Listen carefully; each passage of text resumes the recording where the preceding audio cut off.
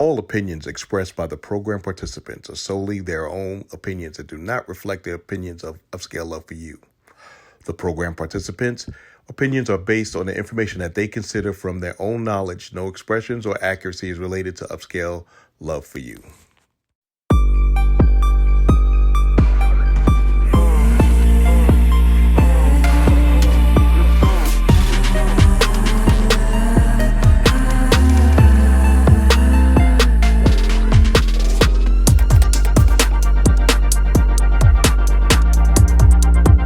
Okay, hello, and welcome everyone to Upscale Love for You.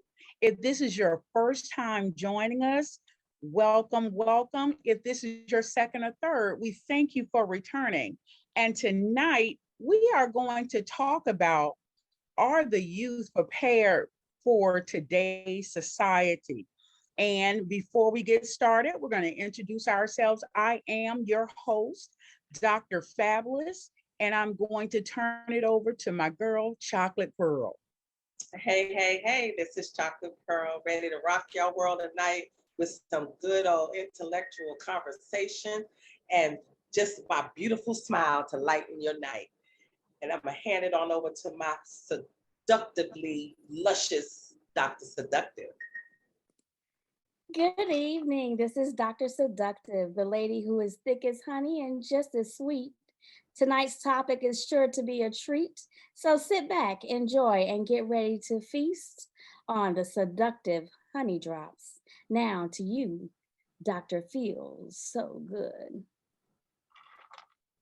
Good evening, ladies and gentlemen. Dr. Feelgood here, the man with the golden voice, the lady's choice, and of course, as smooth as a Rolls Royce, coming to you live from the 571, trying to get this done and have some fun.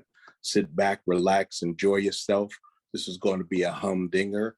What kids are going to do in today's society, are they prepared? Are they scared? And I won't even go there. Back to you, Dr. Fab.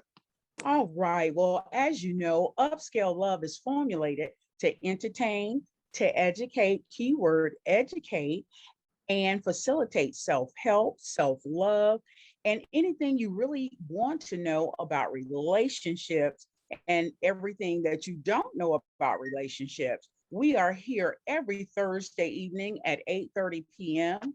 to bring aboard different topics that you most definitely will enjoy. So tonight, we're going to get started, and I'm going to turn it back over to Dr. Feelgood for a little short presentation.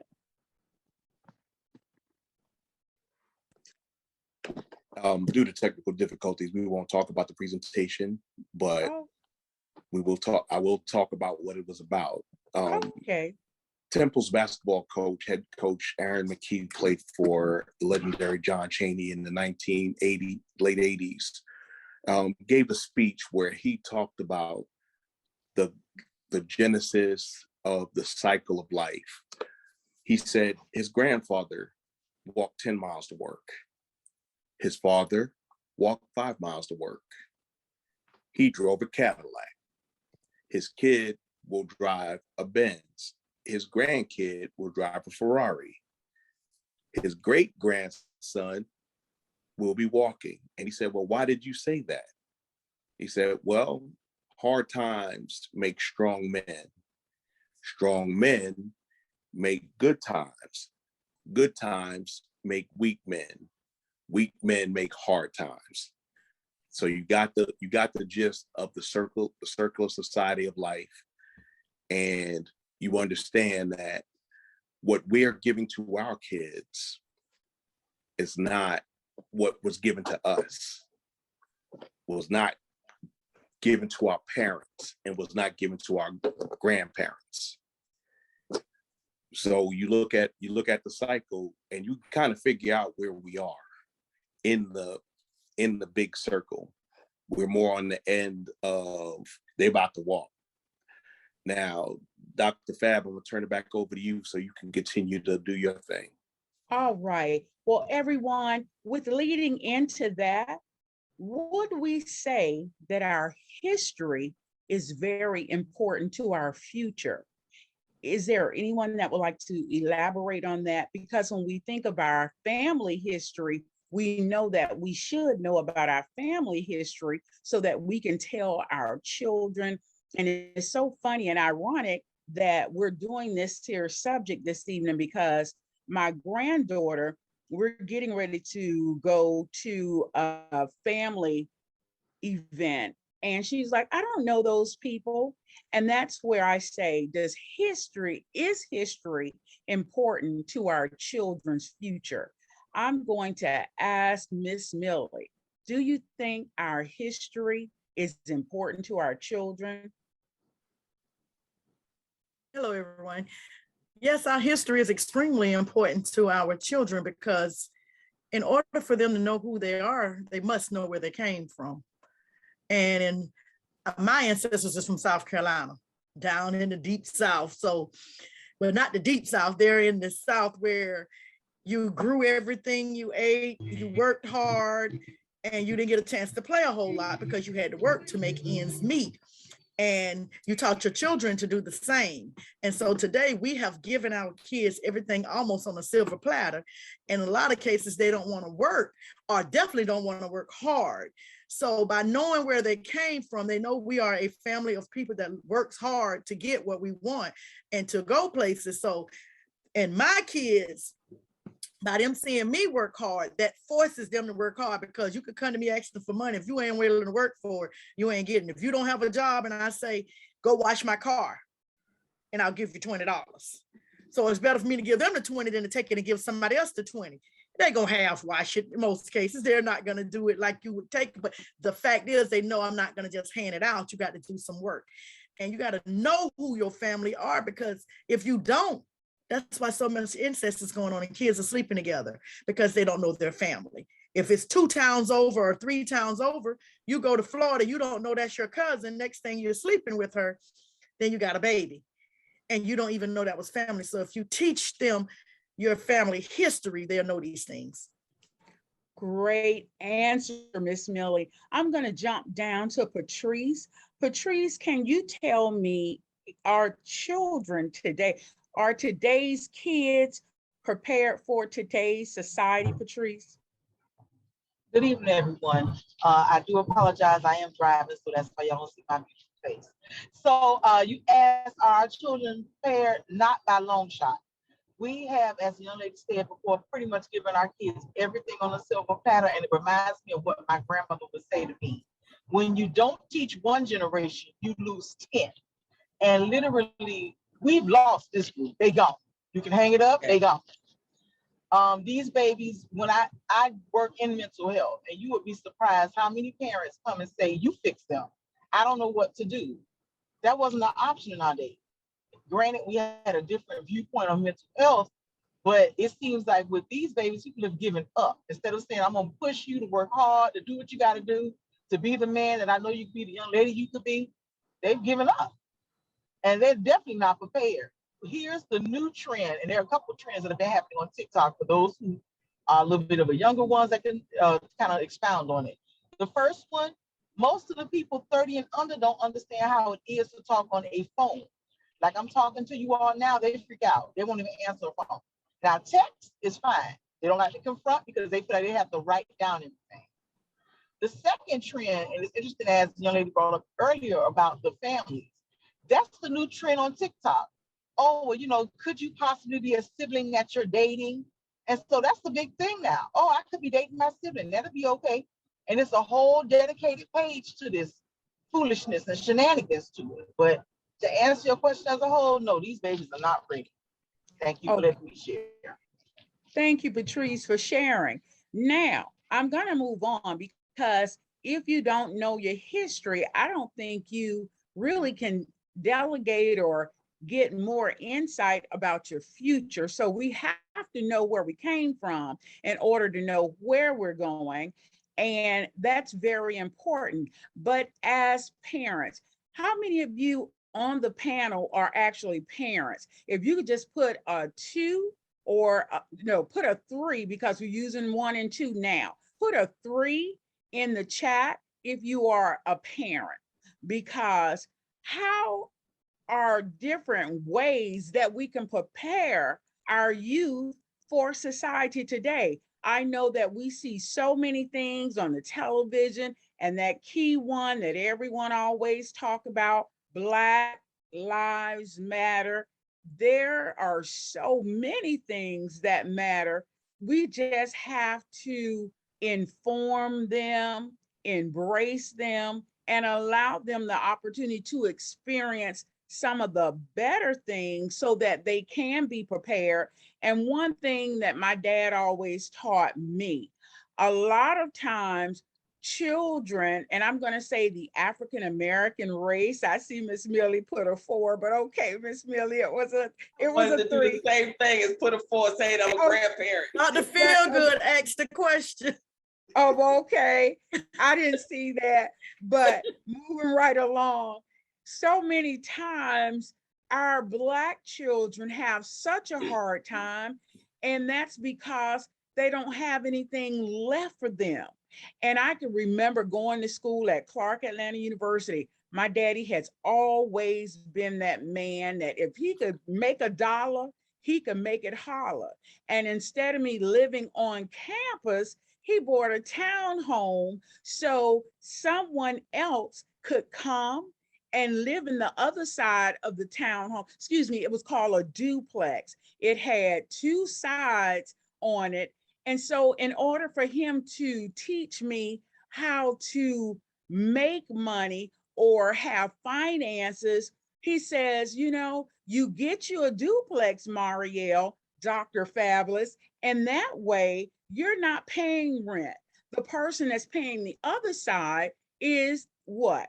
They're paying the entire thing, and therefore you'll have something when you graduate from college. So I feel like as parents in today's society, we have to start putting those nuggets into our children's minds and things of that nature about finance, because if you don't never teach them about finance, what are they going to do? They're just going to blow the money. I see I have 2 hands up. I'm going to start with Chocolate Pearl.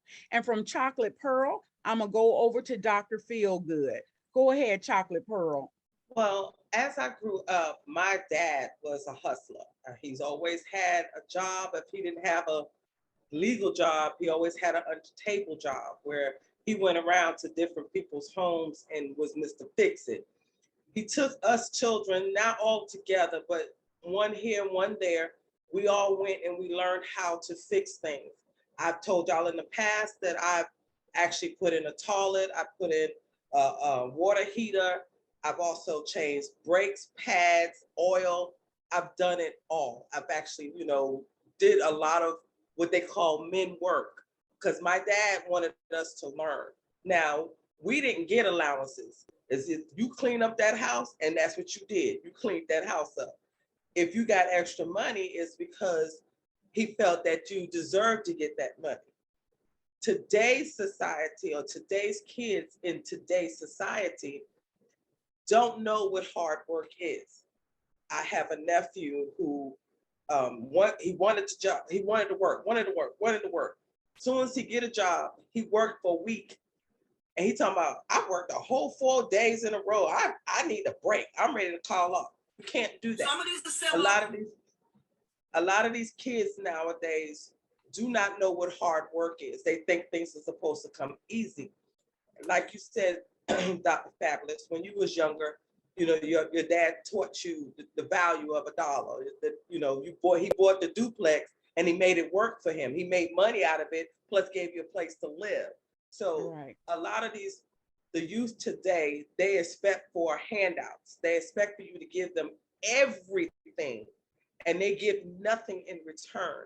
And then when they go out into the world, it's like a whole different cycle. I have 3 biological children, 2 boys and a girl. My youngest is a girl. I taught my 2 boys, because they had separate fathers, I taught my 2 boys how to do everything: cook, clean, fix cars, mow the lawn, everything. When it came to my daughter, because this was my ex-husband's only biological child, she kind of was the silver spoon in her mouth. and she didn't. I tried to teach her things, but every time I would tell her she needs to do this, this, that, and the other, soon as I leave the room, her dad takes over and does it for her. She cleans her room. He did her dishes. He emptied the trash. He washed her clothes. So now she is now an adult. She's realizing how hard it was. And she says that she has to learn all this on her own. She didn't have to learn it on her own, but because her dad kind of blocked it and let her do what she wanted in a sense. I mean, she was a good student, don't get me wrong. It's just that she couldn't do anything else to learn how to earn a living or to know how to survive in this world today because it was blocked. That's what's going on with a lot of our youth today, is that they are being blocked from what's really going on in life. And I'm not going to continue. I'm going to let somebody else talk. Go ahead, Doctor. Thank you so much, Chocolate Pearl. Dr. Feelgood, you got your hand up. Are you ready? Yes. Okay. We as a society, and I'm just going to interject a few facts on the way. What's happened is in the early 80s, it started in the early 80s when we were some of us were teenagers, some of us were adolescents, some of us were children, some of us were fully grown adults. There was the stranger danger issue where parents were afraid to let their children go any further than their eyesight, because there was in 1979, John Walsh, I know you guys knew who John Walsh was and what he did. His son Adam was murdered. Also in New York City in 1979, there was a child, Ethan Patz. They never found that kid. They arrested the guy and convicted him, but they never found him. So a lot of parents started, instead of having free range kids, like back in the 70s, the early and mid 70s, you had a lot of parents starting to corral their kids. When the street light is on, you gone. You better not be out of my sight. You better not go with those people, and you better not talk to strangers.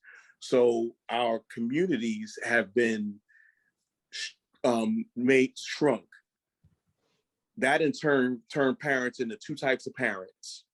One is helicopter parents, always hovering over their children, kind of like what Chocolate Pearl was saying about her husband, her ex-husband. And then you have snowplow children, where you have parents that plow their way through those things that they think the child would have a problem with. They removed all obstacles, so they snow plowed everything out their way so the child could have an easy way. What that did was that enabled children to have an entitlement complex, because our children, I say ours, not because everybody's child, according to everybody, they child's an angel. Their child never do no wrong. So, but our children have an entitlement complex that things are supposed to be. So we didn't want children with hurt feelings. So we did everybody gets a trophy. We didn't want children to fail. I know you teachers remember, for about 2 to 3 years, you couldn't give out an F. You couldn't get out, you gave an E, but if they didn't master material, some school districts got rid of F, the grade of F, because they didn't want the child to know that, to realize that they failed. However, that had an effect, because those children now are parents, and they expect the same treatment of their children, and their children are probably going to do the same thing. So you have a lot of times where we gave our children so much and expected so little. Now we're reaping what we're sowing. Back to you, Dr. Fab. All right. And as we definitely know, I've never heard of the E thing as being in the educational arena, because if the child got an F, they got an F with Dr. Fabulous or Dr. Bacon in real life. But as you say, in this day and age, everything is expected. And God knows I'm not putting my daughter out there, but I love her. But I was the best cook. My mom was the best cook. And because she had mother, she had in-house grandma, she never really had to learn how to cook. And my youngest daughter, when she got married really young. So she had to kind of fend and let her husband be the guinea pig with learning how to cook, because they didn't do it in the house because I always did it or my mom did it. And so there you go. That's just another spin on being privileged children. Now, my oldest daughter, I do cooking lessons now over the phone because she's interested in learning how to cook now, because she didn't get that, or she didn't have to do that when she was at home. Dr. Seductive, you have your hand up. Yeah. So earlier tonight, my parents did kind of a Zoom meeting actually on family relationships. And one of the things that my dad said that stuck with me, he said that he tried to give us everything that he didn't have, right? And he said, and in doing so, he thinks that that handicapped us, right? Um, Right. it's I'm gonna say especially my brother because he's not on here. Um, but yeah, of course, because and he did really it, but he didn't, because in his way he probably did, but my mom was not about that life. Like, she made us go pick beans in the summer. One summer she made us earn our money. Like, yeah, we got paid for grades because our job was school, so we got paid for our grades, but we had to do laundry, we had to cook, we had to do all those types of things when we were at home. Now, and then when we could get jobs, we had to get a job. So they did instill within us a good work ethic. But I didn't make my kids get a job. When my daughter was in college, I told her her job was school.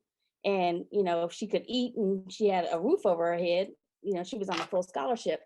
I I would give her money every month. And then she got a job and she expected me to still give her money. And I was like, no, you got a job. That's what you're working for. So that in and of itself, that instills some, but our new kids, our kids today, probably those younger than, like you said, 30, they don't have that work ethic. And it's because, as Dr. Feelgood said in the beginning, now my dad drove the Ferrari and I'm walking, or I'm driving a Ferrari and my kids are walking, because we haven't instilled that hard work ethic, because they haven't had to have it. They haven't had to be hard.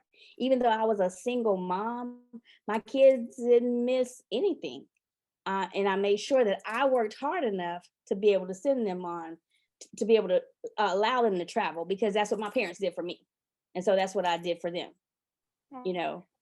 So, but in doing that, we have really kind of handicapped our children, so to speak. Right. Well, I can definitely say that that's so true, because we always say we want our children to do better than what we did and have more than what we had. And I would always say certain things would really strike my nerve with my girls, because I was like, you all have had the finer things in life. You've gone to Broadway shows, you've done this, you've done that.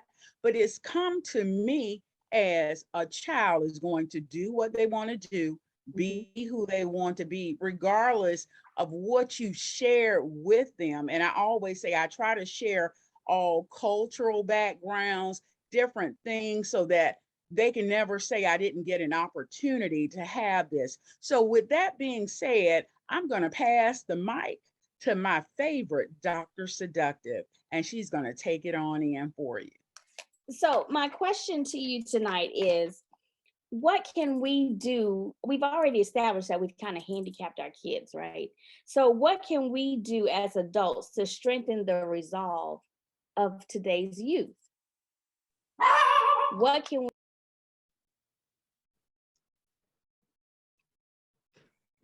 Gotcha, hear something. That's okay. He's telling you how you're going to strengthen today's youth. He said we just gonna bark at him. We just gonna bark at him. That's what we Had a response. Can you repeat Anson, the would you question like to again? share how you think we can strengthen today's youth for Dr. Seductive? That's all on you as a parent. You can't. One thing that a lot of people don't do is take ownership for what they do. And quite frankly, I feel like that's a sickness in adults nowadays. Is that you are the parent. That means that whatever lessons you want your child to learn and whatever values you want them to instill in them, you have to do the work to instill it in them. I've been telling my son since before he could talk, always think and always use your brain. That's something that you're going to have to do no matter how long you live. Always think and always use your brain. I've been telling him that since before he could talk. And to this very day, I said it to him every day, Anson, what do we do? And he always replies, I always use my brain and I always think. So it all starts with you. You can't blame the kids for not learning what you didn't teach them. All right. So it always starts with you as the parent. Have accountability for yourself first, and then things will change.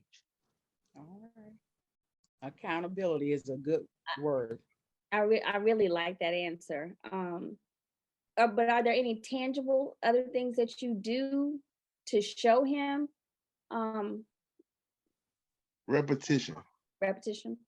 So you do what you require them to do. So you got to be the example to whatever you're trying to enforce within them. So I always tell my son, use his brain, always use his brain, always think.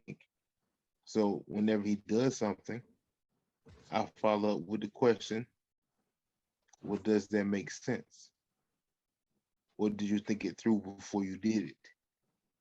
Or if he does something wrong, I don't just get on his case and make him feel bad for what he did. I take an approach of, okay, let's think about what just happened. Run him back through the scenario and then ask him, did it make sense to do that? Mm-hmm. You know, and then then the light bulb goes off in his head, like, oh, no, it didn't make sense. Okay. So intangibles is one of the intangibles that I would say is repetition, Okay. because things are learned through repetition. You can't just say it to a child one time and expect them to get it. That's irresponsible. Mm-hmm. Okay. Mr. Malik.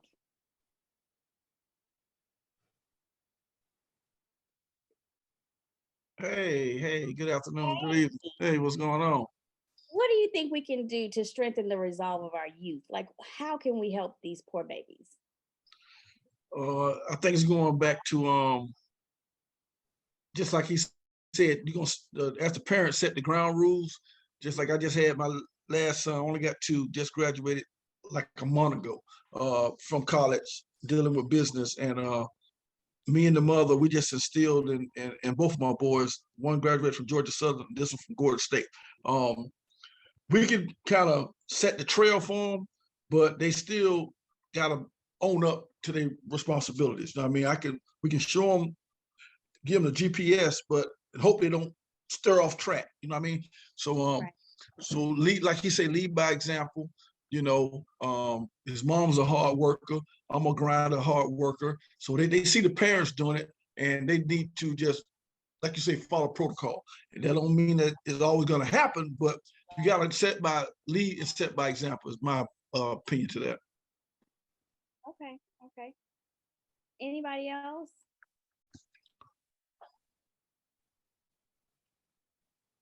I don't think you can see them, but Tracy D has her hand up, Miss Millie has her hand up, and Chocolate Pearl has her hand up.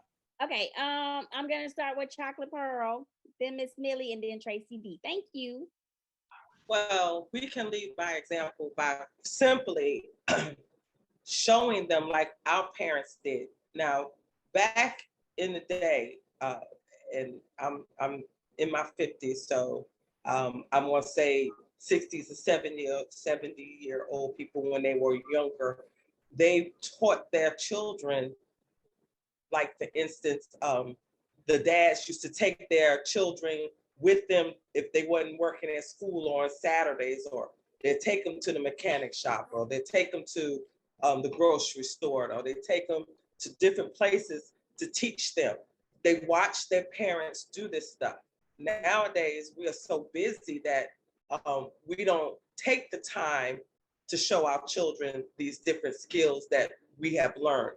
I remember one time, I think we were talking about how how families raised us and how we had to clean, or how we, had to take care of our brothers and sisters. They don't do that anymore. Now, a lot of these children are left to their devices. They're left to their devices with the TV, the PlayStations, the Xboxes, the cell phones, the laptops, the iPhones, all this electronic devices that they're on.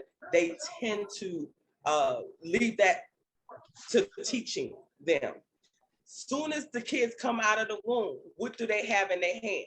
A tablet.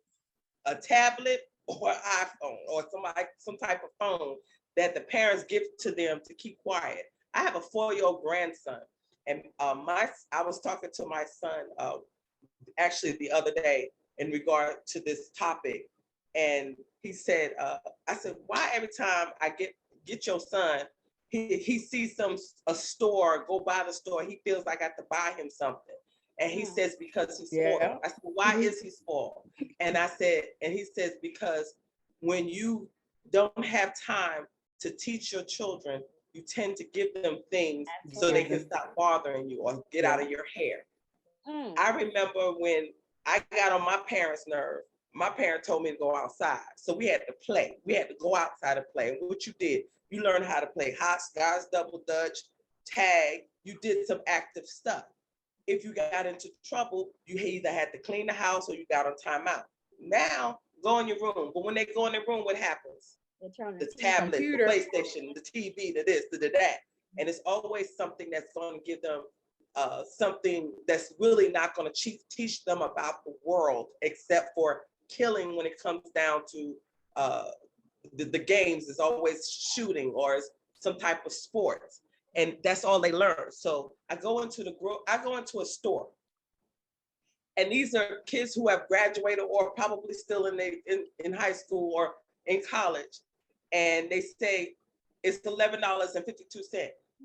I give them a 20, and then I said, oh, wait a minute, I think I got 52 cents, but they already put 20 inside the computer. And so they was like, it's too late. I said, what is it too late for?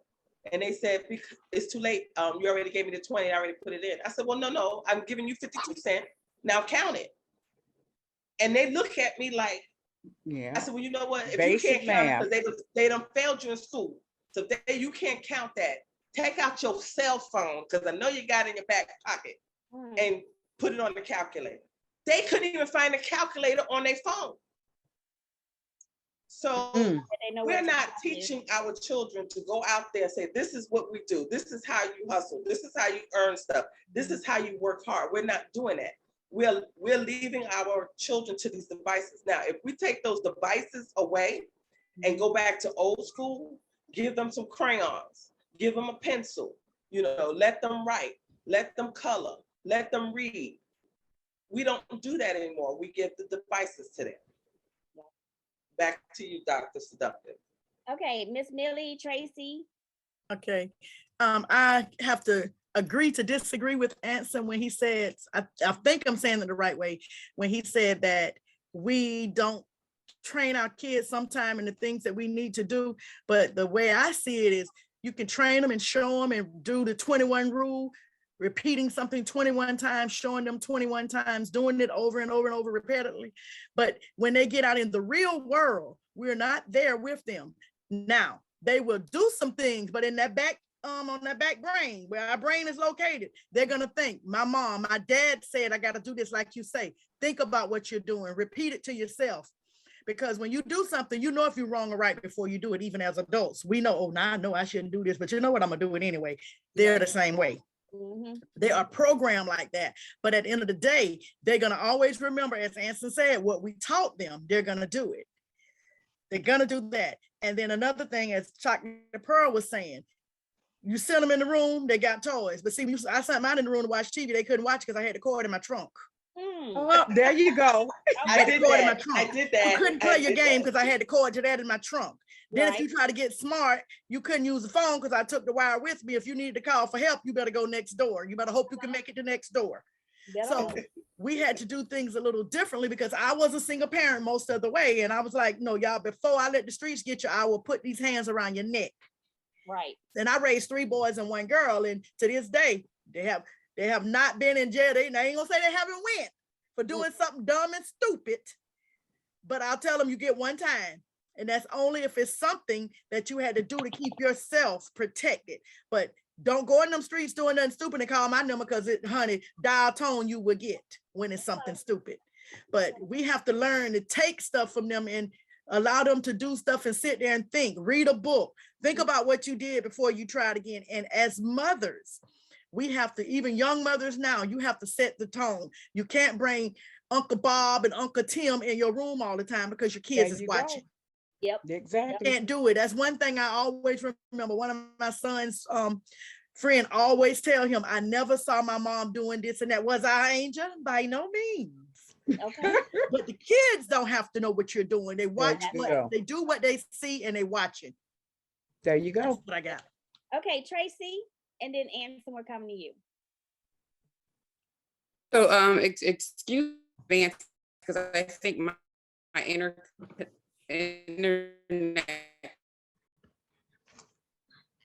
unstable a little bit. So just like Okay, we're having a hard time hearing you, babe.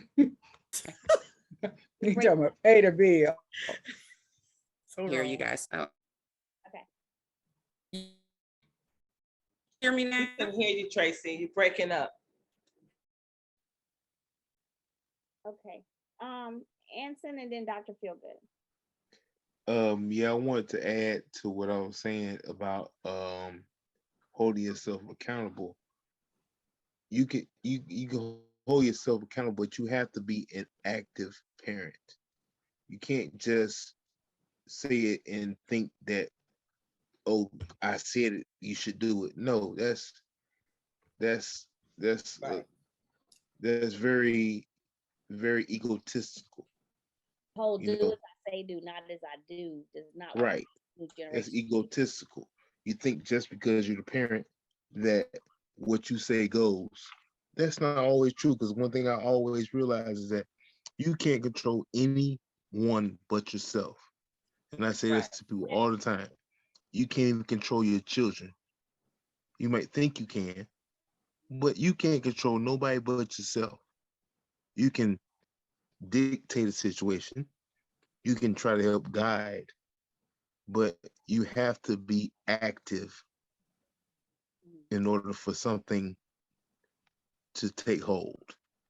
And a lot of parents today, like we was talking about, I was talking about devices.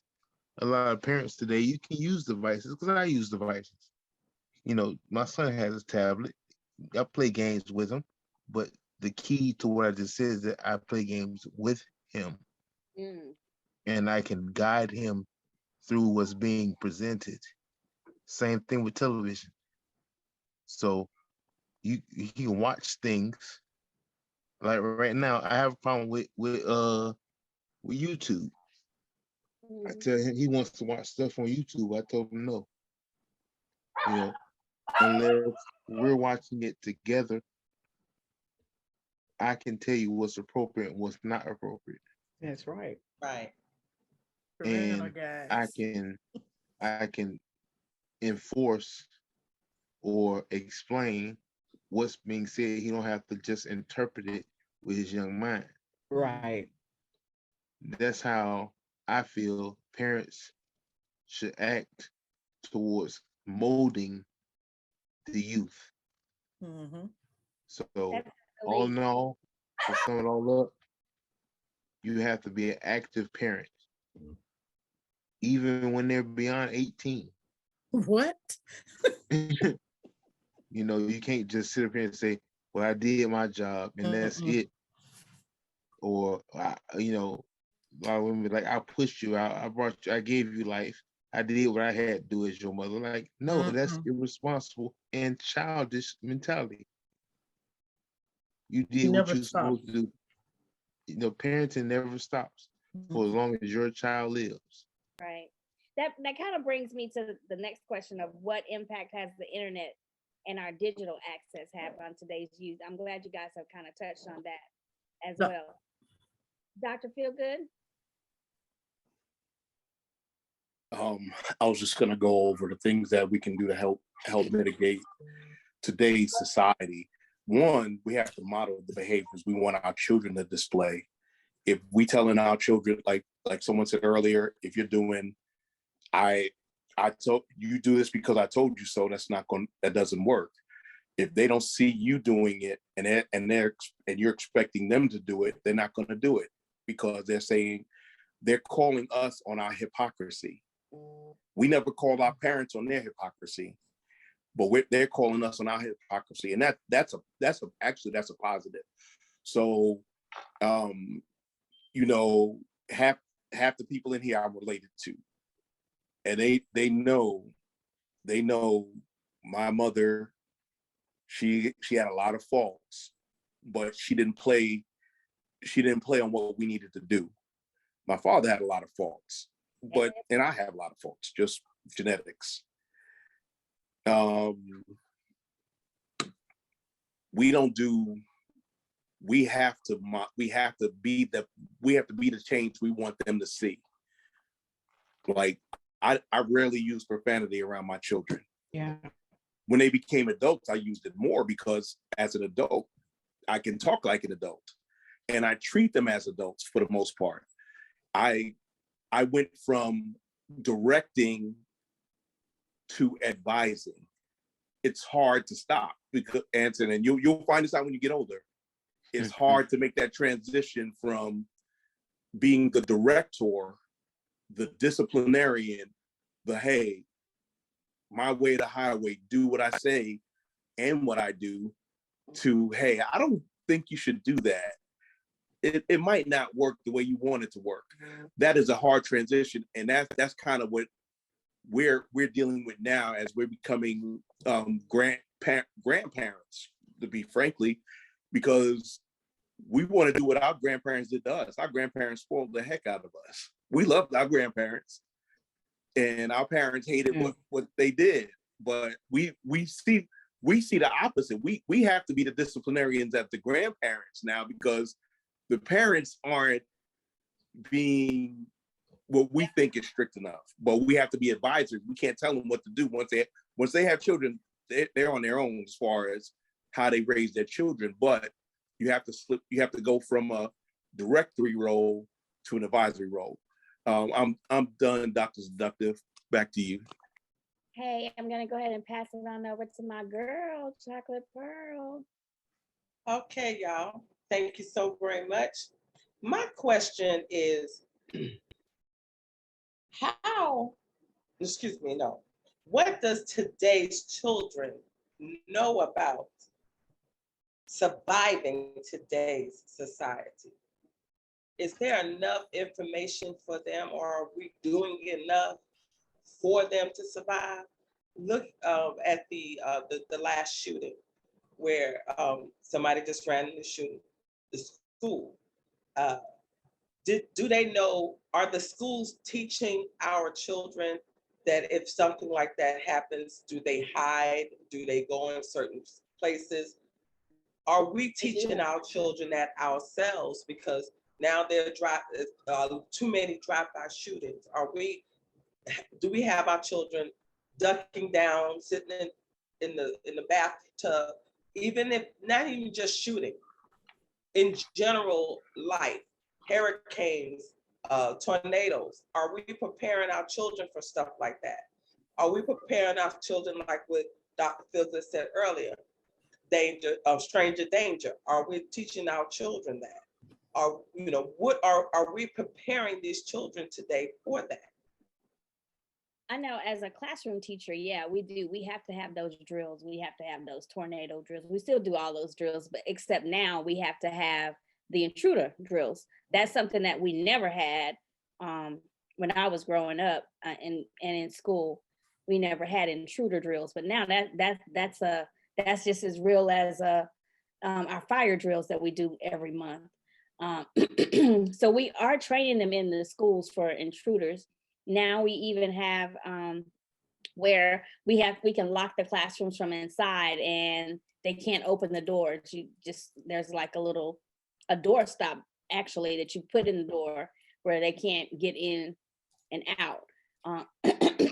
But yeah, we are training them in that way physically for that, but I don't think that we could ever train them psychologically for that. And I think that's the worst part of what's gone on with the Uvalde case, especially, is that those kids are going to have so many psychological issues. And I'm sure just as the kids that, that was in Connecticut, the other elementary school that got shot up as well. So, yeah. Okay, how about you, Anson? To answer your question, I would say yes and no. Yeah. I would say yes, you're preparing them for different situations, but there's no way you can prepare them to be shot at or held captive. No. So you can prepare them to, like I said, I tell my son, always think and always use your brain. But then you have to rely on them being able to think their way through certain situations.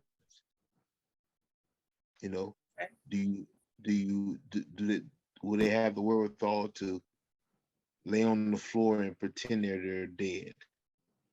Wow. Every time I hear that story, it just. Would they even have to do that? Wow. You know what I mean? Would they be able to keep their composure in a very tragic situation? Will they be able to? Because like my son is very emotional, and I tell him all the time to control your emotions. So one of my biggest worries is if, God forbid, he's ever in a situation like that, will his emotions put him in harm's way? Yeah, because as we know now, you can't go anywhere. You can't go to the grocery store. You can't go to the movies, the mall, right, school, church. You really can't go anywhere without the violence. So. Well, like what Anson said about you have to control your emotions, are we trying to train our children or teach our children that if in circumstances where they're in danger, that they to keep quiet and hold their composure?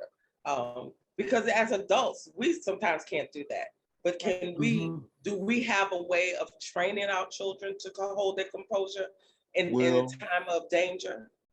To answer your question. Oh, wait. Okay, go ahead, Anson. To answer your question about the emotions, simply because my son is very emotional, I train him to control his emotions, or I try to teach him control your emotions so that he doesn't have a loud outburst that's going to bring attention towards him. Mm-hmm. So if the situation, God forbid, comes up, then he will be able to control himself to where he won't make himself a target. All right. Okay, Ms. Millie. I think now that because a lot of parents are younger, in a lot of cases, are trying to be their friends more than they're trying to be parents, and they're not leading the kids in a lot of the ways that they need to be, or I don't like to use the word train, or we're not talking to them about certain things. They're not doing certain things in the ways that they should be doing them. Be parent first. I'm never your friend. You can talk to me, but I am your parent. And the younger generation is not doing a lot of that. So the kids don't get what they need. And we are dropping the ball as grandparents and elder people, because we could step in at times and we don't, because sometimes it used to be a village thing. Danny put it in a comment that people get mad when you say something to your to their children. But you know what I say about that? We as a people, we always say we from the dirty South, or we from upstate, we bad, we this or we that. Why can't we talk to these children? If your parent don't like what I gotta say, you just don't have to talk to me no more, because whatever we need to say to these children to try to become a village again, we must do. And the more we keep our mouth closed, the worse your neighborhood is getting, the worse your town is getting, because we're not standing up as adults. Yep. Miss Millie, you hit it, the nail, you hit the hammer on that nail. That's what we are missing, is the village. That's what we're missing. When I grew up, and I grew up in the projects of New York, okay? When I grew up in New York, there was a village. When you went outside and you played in front of other people's parents who sat on the bench, you know, chatting it up, getting their local gossip going on, but they kept an eye on your children. What were they doing? Kept an eye on your children. So, and me and my brother and my siblings, we all have a Sunday call. And one time we brought back the history of how we grew up, that when you got in trouble by, you know, Miss Pam or Miss Lee or Miss Barbara, you got your butt cut by Miss Pam, Miss Lee, or Miss Barbara. And then when your mama and your daddy came home, you got your butt cut again, because Miss Pam, Miss Lee, and Miss Barbara had to whip your butt because you was out there showing out. They don't do that anymore. We are so afraid today because of society is allowing us not to parent the way we should parent, but blaming us because we're not parenting. No paddling in school and no Bible prayer in school did a lot of this. Exactly. And when I grew up, I was in a Catholic school, and every time you got in trouble, you got hit by that ruler. If you moved your hand back, you got it again. You know, we don't do that anymore. We're so scared. And you're so right about the village. We need those villages to come back. I know when I'm at church, and when I stayed in South Carolina and I was in church, I guess I was the village mom, because if somebody's child was out of place, I didn't care who mama you was or who child you was, I was gonna put you in place and take you to your mama. And so they knew that they are not to act up in front of me and this other lady, we called her Mother Counts, because we acted so much alike. They didn't mess around when it came to us, and people didn't mind leaving their children with us because they knew that we would treat those children like we gave birth to them. We didn't do anything separate. Now you're so scared to keep somebody else's child, because they'll go back and lie and say, well, yeah, this person didn't give me this, or this person did this to me, and didn't do any of that. But because they were so spoiled, or they got away with a lot of stuff, their parents believed them, or their parents fought for them, even though knowing darn well you know your child bad, you still defending them and saying that's not my child. See, I got that title. Say it again. I'm the title of the mean aunt, because I don't let you do what you want to do. And I am as well. Ask my brother. I'm the mean sister. I mean, I literally, my youngest, two of my youngest nephews, one time had act up. I literally got on the plane, flew to New York, and the day I flew to New York, my sisters, we walked to the school because one of my nephews was acting up, and he didn't know I was there. I told him he could not hang out with his mother. He couldn't walk with his mother. Don't even look at your mother. I'm your mother today. You know, that's the fear that I put in my family's hearts, that Auntie Tawana didn't play. Yeah. You can play around with everybody else. You're not gonna play around with me. Play with Jesus. Don't play with my sister. That's right. So I treat everybody the same. But you had to put that fear into these people's heart, not trying to get them to be scared of me per se, but to know that there are consequences and repercussions when you are acting up. Because when the police come, guess what? Police don't care nothing about that. Now they shoot. Exactly. They're shooting and asking questions last. Exactly. if you get your children in line or train them or raise them, and you need to allow the village to help. Yeah, I don't want my child to be abused by somebody else. No, but you still have to have them around people you trust, of course. But you still need that village, and we're not using that village. Dr. Seductive. Just to show you how far we've gotten from the village, we had an incident at school where the parents and the children were all fighting. Like, yes. and we were fighting.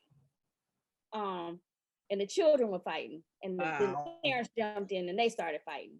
And so our village is just, we've lost that. And so somebody just sent me this that says the village stopped raising the kids when the parents started having problems with the village correcting their kids. Exactly. And that's exactly what happened. We started having problems with people correcting our kids. A lot of that, I think, and this is just my personal thing, when we desegregated our schools, and we didn't want those white people touching our kids. And then we started, because we didn't want anybody touching our kids. And now we can't even go back to that. You know, I don't want you saying nothing to my kid. Well, you know, your kid is out of control. And now you as a parent are out of control. Right. And you can't teach. You can't teach. You can't teach. Children can't learn, so you just take them from another child. All because you don't want to raise your child that's acting. Right. Right. And the measure of a kid. Oh, I'm sorry. Go ahead. Somebody else said this too. They trying to be the parent, the friends with the kids. No, you're not my friend. I'm. How many times did your mama tell you I ain't one of your little friends now? Negative. Negative. I'm not. And the thing about a child today is if they're allowed to go to people's houses. Because if I don't know your parent, right, you ain't going to their house. Right. I don't know how they're being raised. I don't know what they're doing over there. I remember when I lived in El Paso and Randall was like 6 and he had this little friend.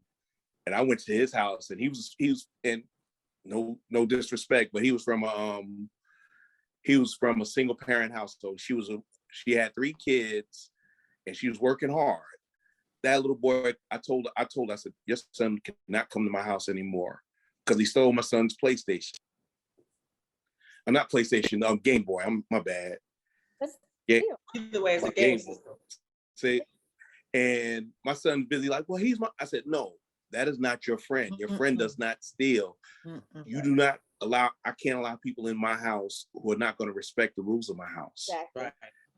And he learned, trust me, he learned that 100% now that he's he just turned 29 and he constantly thanks me for setting the example of what you allow in your house and not in your house. And when it was my turn, I'm gonna give an answer to it about Kendra and Tawana when we were growing up. Back to you, Dr. Fabulous.